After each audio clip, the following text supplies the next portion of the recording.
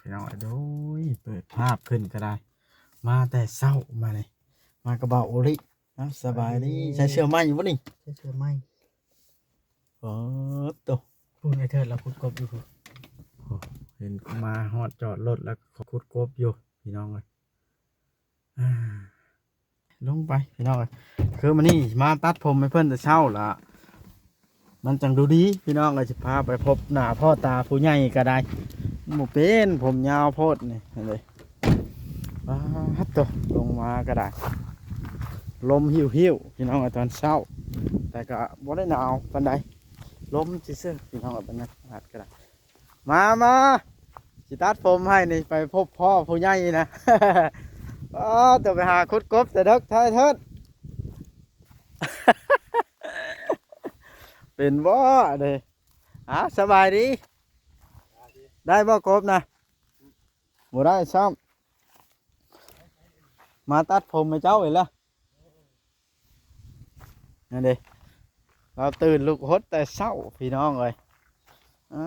แต่เราฮดหมกพริกหมกพายหมกทั่วคุมหมกทั่วจนสุดหัวเราพุดปลูกเราปลูกไปที่เรียบร้อย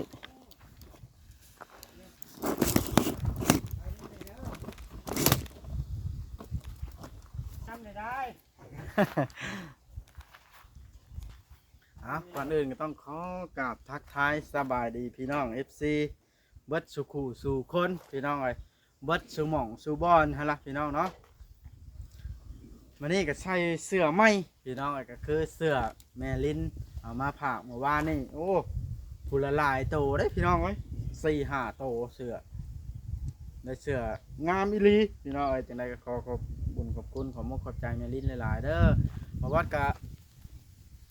รู้สึกว่าดูดีใส่เสื้อไหมแล้วก็ธงไหมธงงามอันเวจุลี ใส่แล้วก็รู้สึกเท่เราหยอกได้พี่น้องนะอย่าถือช้ากัน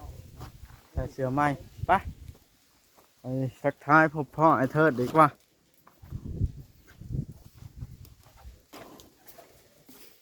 อ้าว ไปคุณบอกเลย ไปเยี่ยมสบายบ่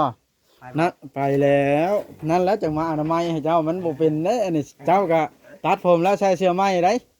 บ่เป็นเด้อันนี้ไปเริ่มตัดเลยหาตั้งนั่งเขาสิไปเอาเครื่องมือมานี่อันนี้ตัดกวาบรถตรงเดิมมันอันนั้นเบิดแบตฉากบ่เข้าสิได้เปลี่ยนสายฉากใหม่ก่อน บอกว่าได้ยัง สิมามีตัดแหละบอกวะตรงเดิมมันเบิดแบตแล้วฉากบ่เข้าต้องเปลี่ยนสายก่อน แม่น เปลี่ยนสายแล้วจังสิฉากเด้ซะมาให้เถิดเอามองใดนี่คุยเอาออกบ่เสื้อบ่คุยอีกอย่างเนาะมันขาดกระป้องกางแป้งแล้วเสื้อหาตั้งนั่งอยู่ไสนี่ตัดหลังบ้านนี่เนาะนั่งแบบนี้เลยบ่ เดี๋ยว เอาแล้วบ้านนะ แม่นบ่เอานั่งแบบนี้รถไอ้เถิดฮะ ทำแบบนี้แหละนี่แหละ ต้องเอาตั้งแล้วมานั่งเบิ่งบ่ได้มันสิเมื่อยเพื่อแล้วเจ้าก็ได้ เจ้าไปยืนให้แล้วเนาะ ว่าบ่ยากดอกข่อยนะ อ่า เอ้ยยมเอาทรงรอเท่เนาะ ตรงเช้ายิงแม่นะ มันยาวเลยบ่ ผมนะก็บ่ปานใดเพราะแต่ปกหูปงหางเบิดปกควรกูแนวพี่น้องเอ้ยขออนุญาตเด้อไอ้เถิดเด้อบายหัวก็เลยจะให้บ้าให้เว้นเด้ตัดผมแล้วไปอาบน้ำใส่ชุดใหม่เด้อทีไหนก็ไปคุดกบแต่เด้อแท้ จะเอาอย่างเลยด้าน ไปกลางเลยนะ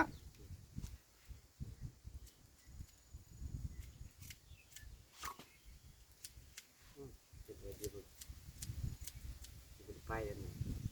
มีรถบ่ไปนั่นตะคอยมาชวนบ่ พอแล้ว เป็นบลูการได้ยินคนไม่เขาอยากให้ไปน้ำหนักยาเลยฮะ ฮะ การได้ยินแว่วๆอยากให้ไปน้ำหนักยาแล้ว เพิ่นเว้าบ่อยากให้เจ้าไปบ่บ่อยากให้ไปจังได๋เมียเจ้าว่าเจ้าก็ได้ท ตัดผมอนามัยใส่ชุดใหม่แล้วก็ไปเฮาก็ได้เนาะขี่รถไปน้ำค่อยนี่พาไปพบพ่อดอกเมียนะมันคิดฮอดแฮงก็ได้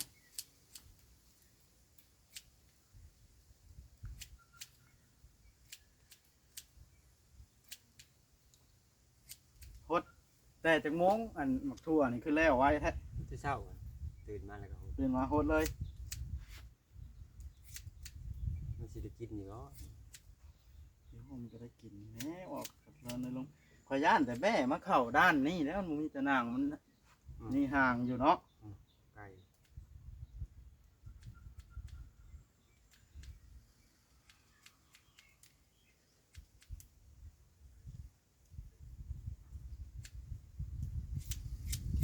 มีบ่หวีน้อยแห้งไม่เทิงเลยแก้วน้อยถ้ามีหวีน้อยล่ะต้องเอาหวีน้อยพร้อมไหมมาเล่มตีนมันจังแบบเขาตัดตรงเดออยู่ห้านถ้ามีหวีน้อยนะนี่มันเอาหวีจำหนังหัวบ่ได้เด้หวีใหญ่เนาะกระจางมันงามอยู่ดอก น้ำเช้าเรียวเห็น ฮะ เช้ายิกแม่เลยนะ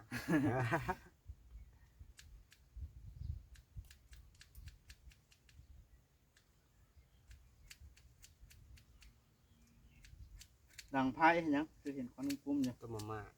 ทื่นหรือว่ามันนี่ อืม ว่าทื่นเด็กๆกะลิตื่นละทื่นแล้วเนาะ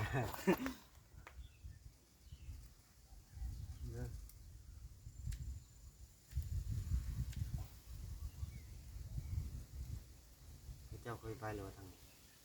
ทางอันแดงนี้มันง่ายอยู่ปะ ทางนะทางเนี้ย ทางยากผมไปได้ทงชิโน่แหล้วทางดำครับ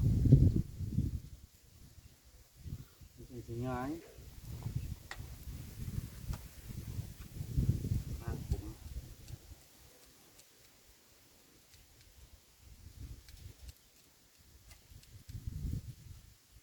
กำลังน้อยใจว่าสิบ่ได้ไปหาชาวใบบ่มันนี่ พอลุงเพิ่นบ่ได้มาชวนบ่เป็นไดจังว่าบ่ชวน ด้วย ได้ยิน ได้ยินกระเต้วแล้วว่า ว่าแต่ว่าให้เจ้าฟังบ่ มาไปน้ำ บ่ให้เจ้าไปเป็นไดจังบ่อยากให้ไปบ้านเจ้าเป็นฮู้บ่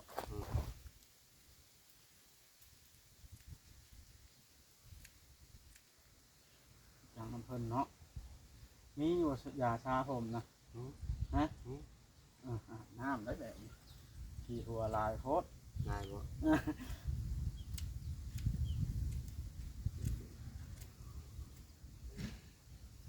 ว่าแม่นต้องเดินซากเข้ามันก็ง่ายก้อนนี้ตัดมันไถไปแล้วโลดเนาะอันนี้ตัดน้ำแล้วไม่นะอื่นเนาะ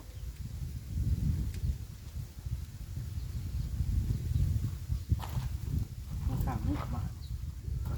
ได้ละเดียวไปกว้าง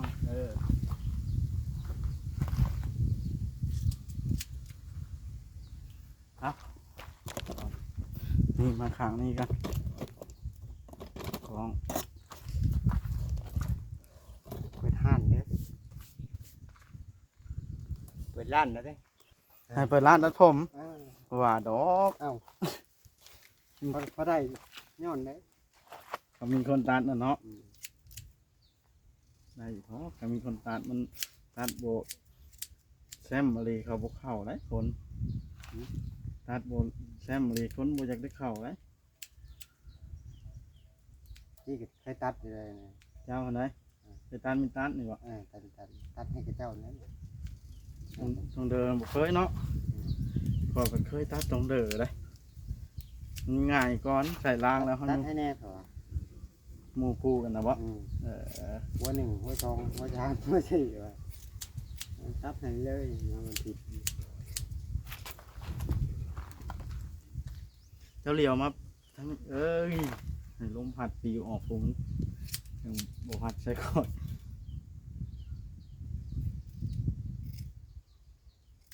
อ้าวบ่าวลีคือบดลงมาเนาะ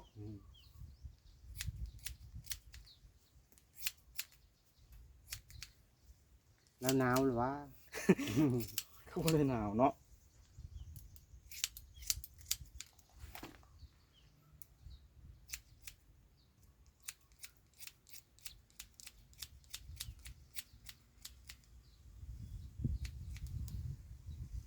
ได้ส่งพร้อมเมื่อวานนี่ ใส่ส่งใหม่ผมเด้อ เป็นได้ไปเยี่ยมเพิ่นนะ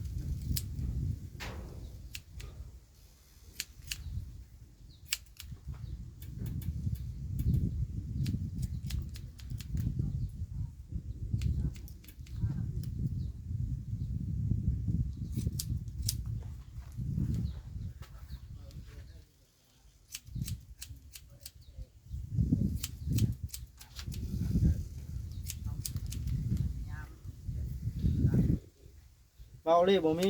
หวีน้อยบ่มาเล็มตีนมันนี่เล็มตีนผมนี่ พุ่งอยู่บ่ไอ้เทิดไผเจ้าฮะ พุ่งอยู่มันพุ่งไหมนี่มันพอได้ทำได้ เออเมื่อวานนี่เพิ่นเอามามันก็นั่นแหละเนาะมันมีไผทั้งคันเนาะไอ้เทิด ตีคอยมอดไว้ จะมอดไว้ ยัง บ่ บ่ เนาะว้าไอ้เทิดแล้วบ่จะว่าเด้อเราบ่ตื่นเช้าอ่ะเราฮดเสือแล้วบ่ล่ะ เราคนหมกพริกได้แล้วปลูกหมกทั่วจนเต็มเดินโอ้ พูดได้ แม่นบ่ได้คุม กินบ่ได้เช้า อันนี้มันเป็นหันตัวตั้งได้ แห้งเป็นไว้แล้ว เพราะ ได้ยินว่าทางผู้ใหญ่ว่านี่เพิ่นว่าคันไอ้เทิดเพิ่นนั้นอยากซื้อรถไถให้เพิ่นว่าเนาะ กันขยันเนาะ แม่นเบิ่งก่อนแต่ว่า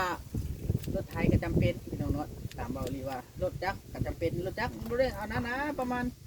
4-5 ล้านนี่ก็ได้แล้วนะน้อ กั ย น เถิ ละ ด หมื่นนี่บ่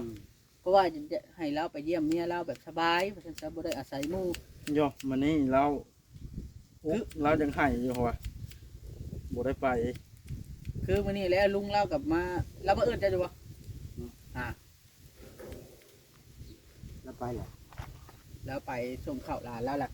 อย่าแล้วเฮามาตัดผมแล้วเฮาก็ไปนํกันไปหากินข้าวอยู่กินเพอกินหยังเลยแล้วจังกายไปพ่อผู้รักผู้ใหญ่กันเนาะบ่บ่ นี่แหล้วจังมาอนามัยผมให้แต่เช้านะย้อนว่าไปในเมือง FC คอมเมนต์หลายเนาะตัดผมให้เพิ่นจังร จะ อ ได้แต่ลองเดินชายสร้างมันบ่เข้าชื่อชายสร้างไม่จะได้ละมันชั้นกับ เบาลีชื่อตั้ง600บาท ชั้นกับง่ายล่ะนี่ เฮาบ่ได้ค่อยใช้มันน่ะ ละนั่นเนาะ มันละเพไว้ นี่มันตัดตีนบ่ได้นี่เห็นบ่นี่อะไรเงี้ย ไผตัดผม จะเอาพื้นตัดตีนผมนี่แล้วเนาะเธอ บัวเนาะบ่มีบัวเนาะเถิดเนาะ จะมีบัวบ่ บ่ เออเรามีบัวเนาะ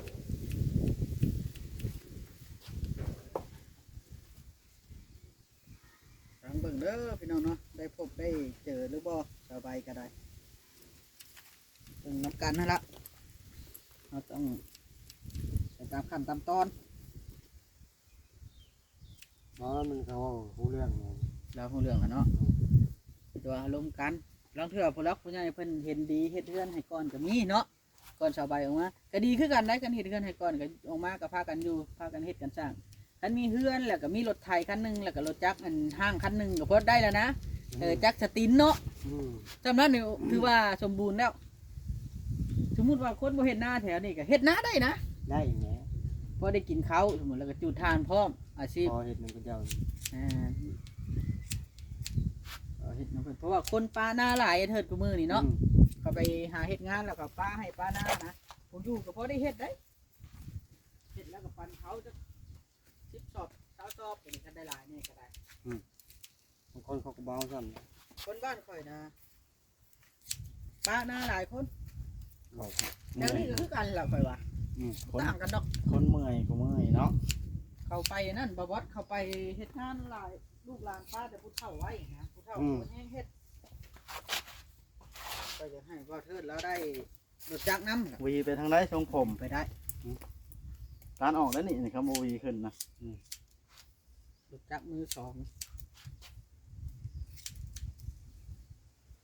อัน นนี้ก็แล้วแต่ผู้รักผู้ใหญ่เพิ่นดอกพี่น้องเนาะแล้วแต่เพิ่นเห็นสมควรว่าซั่นซะ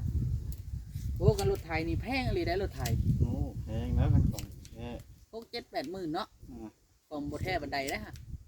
ของแท้นั้นแสนอัพพุ่นน่ะมา อันเป็นเซตทีนะ เออ ก็บอกเอาปานนั่นดอกเนาะไอ้เถิด อืม เอาฮอตเซตท่องเซตที พอแพทย์มาถามว่าคันรถเพเฮ็ดได้เด้อ แล้วเจ้าถามคืนว่าเจ้าได้เจ้าเจ้าเห็นอะไรบ่ทีนะแพงบ่เพิ่นก็ได้ แพงเนาะ กันนั่นแหละ อันนั้นมันคือโอ้ยจำได้คำหนึ่งมอยว่ามือช่างเนาะเนาะ เราเคยแปลงให้เธอ ดีจอกที่แตก นั่ นั่ น น อย่าง เล แล้ว ยเนาะ แต่อาบน้ำวีผมได้เถิดเลย ให้ เป็นบ่เป็นกับมันหักเป็นดอกของเราเองไง เพราะว่าเขากล้าเฮ็ดของเขาเองเนาะเธ อื อ ม ฉันของผู้อื่นจังหน่อยเขามามันเทเป็นหน้าเลยเฮ้ยทุกบ่าวไอ้เธอออกไปกินเพลินอยู่นอกบ้านมันแม่นแล้ว แม่นแหละเนาะไอ้เถิด เราไม่ได้กิน แล้ว ปี เราต้มมีเหรอได้เราว่า ต้องมีแล้ววะดิ เราทืนต้มมีอิ่มแห้งแล้วว่า ถ่ายกินเที่ยงเลยแบบนี้ต้องโทรขอน้องแผดออกมาแบบนี้เนาะน้องแผดโทรมาติดนะน้องแผดคือเฮ็ดไปสั่งค้านล้างถ้วยบ่เนี่ยให้ลูกกินข้าวล้างถ้วยก่อนบ่ถึงไปใจกันเบิ้งสิโทรก่อนโทรทางเบอร์กันนี่นะดูขอน้องแผดแต่เก่าดูโทรศัพท์มือนั่นบ่นี่ไอ้กำไพ่ว่าบ่ชวนลาวานี่เนาะ แท้จริงหูจักน้ำกันเบิดหมู่ บ่แม่นว่าบ่ชวนไผอยากมาก็มาสบายดีผู้ใหญ่ใจดีเนาะ เพิ่นว่า เราชวนเรา หัวไอ้เถิดเพิ่นหาหมู่ลงอัน YouTube เนาะ บ่ชวนคือกันแล้วพ่อแพทย์ โลเฮ็ด ล้างถ้วยแล้วแหละล้างถ้วยนึงเข้านะ เรียบร้อยแล้ว มา ไอ้เทิดเราถามหาเจ้าอยู่นี่มาตัดผมให้เทิดนี่ แต่ว่าเดี๋ยวนี้ ตัดผมให้แล้วสิแล้วแล้วนี่ มาพามาอยู่รับเจ้าไม่ได้เผยอยู่รับพี่เลย สิเอาเราไปพากว่าเดี๋ยวนี้ แม่นมาเยี่ยมเมียเรา เราว่าสิเอาเราไปพาก เราบ่ไปได้ดอก เราบ่ไปเราเว้าเราสิปลูกมะเขือกินดีกว่าเอ้าเฮ้ยนี่มันเกิดตรงนี้ โทรศัพท์ใช้สิเบิ่งกันจังซี่เลยคนละเครื่องเด้ คนละเครื่อง อ่า เอาเราไป เพ รับ ราะว่าอยากมีหวีน้อยอันนั้นเล็มมันเกลี้ยงคักเด้เขามีหวีน้อยๆเล็มเกลี้ยงคักไปแล้วทีนี้นะ บ้างวี ฮะ วีเจ้าผม มันใหญ่ มันบกเกลี้ยงมันอันมันยังยาวนะ อย่ามันแล้วทำนั่นเอาโชค มันยาวพุ่น อย่ามันคันมันบ่ลายปานใดนะ มันโบราณอยู่แล้วอันลายนะแต่ว่าย่านแต่มันอัน บอกว่าเป็นอยู่บ่บ่น่ะบ่รีบบ่เป็นบ่ได้แล้วครับผมขาดอยู่ดอกเด้อเดี๋ยวบ่ได้ใครว่าผู้จ่ายบ่นี่ยังค่าเด้อเด้อเนาะ ผู้ช่องทำเงาเห็นไหม ถูกแล้ว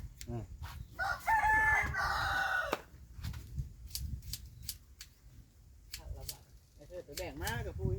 ได้เอามาได้กระจกนะ บ่ได้ โอ้เอากล้องเด้งมันข้างหน้านี่ กระจกเจ้ายังบ่ได้เอามาบ่ได้จังเอาจ้ะ ผู้ก็เห็นมาเดียว คู่ทางนะมันมีหน่วยเดียวนะมั้งแล้วมันกระตุกน้ำเจ้าน่ะมันสองเด้อ กระตุก ต้องบีบเจ้านะเอามาแล้วบัดนี้เจ้ามาอยู่ก็ต้องเอามาแล้วบัดนี้ เราให้หน่อยนึง ของเจ้านะ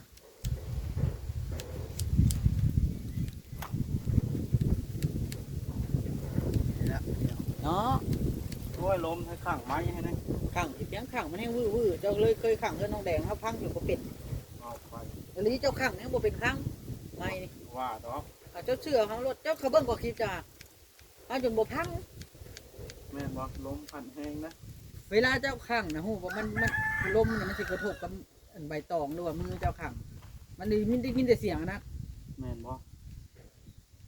เชื่อ ลมพัดไม้ให้น้อยเถอะ เชื่อเขานะเขาให้คำนวณมาแล้วนี่แหละพี่น้องเนาะไอ้เทิดเดี๋ยวรถถีบแล้วจะแล้วแปลงขี้ก็ได้ชื่ออย่างมาใส่ก็เรียบร้อยแล้วนั่นนี่น้องเทิดมีปอกแล้วแต่กี้เพื่อจะได้รถถีบง่ายนะตอนเขาไปโรงเรียนนะให้อยากได้ แต่ทีขั้นหนึ่งก็ช้อนสองช้อนสามเนาะ สมัยตะกี้เนาะ ใช้ได้รถทีมันว่าทุก พระเอกแล้วเนาะ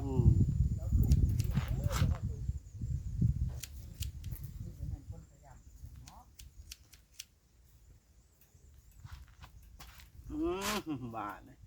หล่อเท่แล้วไอ้เธอเลยผมแห้งๆดูสิตาตีนวันนี้เยี่ยมมีตินั่นตัดอันวีน้อยเล็มเนาะวีน้อยเล็มโอ้ยยังรอเบิ่งคอยเบิ่งก่อนบ้านเนี่ยถ้าลองใช้น้ำอันวีขึ้นดูน้ำของบ่อปลายมันนี่บ่ตัดยาเนาะเพื่อวีเด้นี่เด้เราต้องวีไป ซักจะได้วีบุตรวีแหละ หลอดแล้วเอาซ้ำนี้ละยาวถึงตัดใหม่เนาะแม่นแต่ข้าวไข่ตัดให้ตะกี้พุ่นละเนาะ ได้พูดแหละ เด้ งานยาวเนาะ งานเนี่ยไปอาบน้ำใส่ชุดไหมได้ไปได้บ้านเนี่ย